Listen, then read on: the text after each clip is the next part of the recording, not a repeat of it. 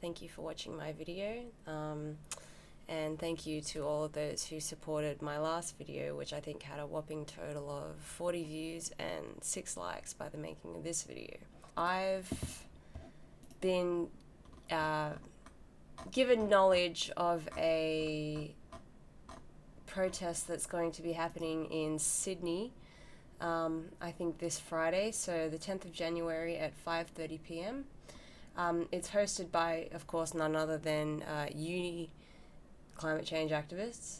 And the title of this protest is called Sack ScoMo, Fund the Fireys, but then Climate Action Now. So these three issues are lumped into one thing.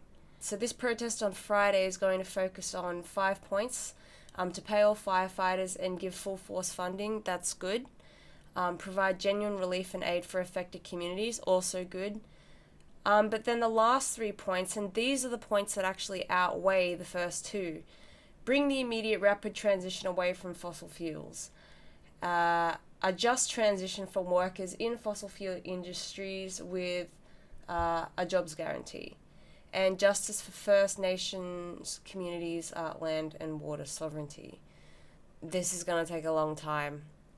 And the problem is not so much with the massive corporations, but with us, the masses who rely on these resources every day. And I can say for one that I have no idea how many resources I actually rely upon in a given day.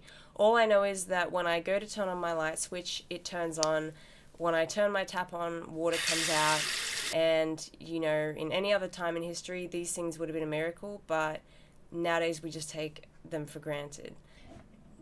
Now, when it comes to this climate change thing in relation to the bushfires, I can't say for certain whether climate change is actually causing these bushfires. The problem with politics these days is that it hypnotizes us into thinking that one side is right and one side is wrong, or both sides are wrong. But what if it's a matter of both sides are right? A lot of these fires in New South Wales were intentionally lit.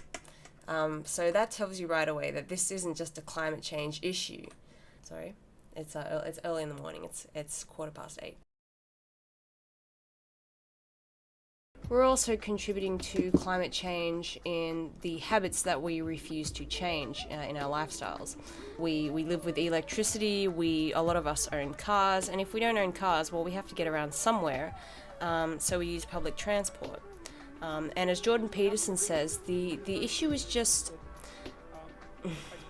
When answering a question on whether climate change would be the discourse to bring together the two partisans, left and right, he answered no, which is obviously not the answer that you want to hear. But what he had to say was that yes, these issues with climate change are real and they are happening, and our Earth is basically being destroyed by us. But the issue is so much more complicated than that. It's not just a matter of reducing fossil fuels or starting to recycle. So how in the world are you going to solve a problem when you can't even measure the consequence of your actions? Like, how is that even possible? And besides that, well, what's the solution? What are we going to do? Switch to wind and solar? Well, good luck with that. Just try it, see what happens. We can't store the power. Germany tried it. They produced more carbon dioxide than they did when they started because they had to turn on their coal-fired plants again. That wasn't a very good plan. Well, we don't want nuclear. It's like, okay, what happens at night? The sun goes down. Well, isn't that something we should have taken into account? Oh, we got to flip on the coal-fired plants. Well, so it was a complete catastrophe, and all that happened was the price of electricity shot up. There's like zero utility. That's not a solution. So what are we going to do about it? There are 7 billion people on this earth. A lot of those people live in complete poverty. So a lot of those populations obviously are in China and India, which together adds up to more than 2 billion people. And not to mention, the population of third world countries in Africa who don't have enough resources. So back onto the main point of these bushfires. So we don't know how long these bushfires are going to go on for. When you look on an RFS map and see just how much land has actually burned, and then you realize that's basically bigger than Sydney, The damage has been done, and to suddenly demand that we act on climate change is just another distraction from the issue at hand right now, which is that we need to help other people. But that's just not happening because we'll all be focused on Scott Morrison and all that crap relating to politicians. Guys, we need to stop listening to politicians. You know, they're not interested in helping us, they're interested in helping themselves, and I don't understand why it's taken this long for people to realize that, but we can finally see that now. When I say the damage has been done, I mean that on more than one level. So not only has this destroyed houses, has it impacted the health of many people with this terrible smoke plume, but these fires, there seems to be some kind of magic quality about the way in which, I'm not saying magic exists, but get a look at some of these fires sometimes, guys. They're really something. They are burning so hot that not only is it killing the wildlife and the trees, it's killing everything. It's killing the microbes, it's killing the insects, it's killing everything that contributes to building up the very unique ecosystem in Australia. It's killing these things, which means that the bushland that these fires are burning will not regenerate. So typically fires in Australia regenerate the earth.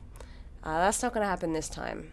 No, these fires are simply too hot to ever support life again, which means that these bushes will become barren wastelands. We need to stop arguing between left and right, first of all. It's not a time to be laughing at climate change deniers nor scoffing at climate change activists. It's time to start thinking practically and to not just put the onus onto the big guys, not just the corporations, not just the politicians. We need to take responsibility ourselves. If you have any native flora, take good care of that with all the appropriate nutrients this summer.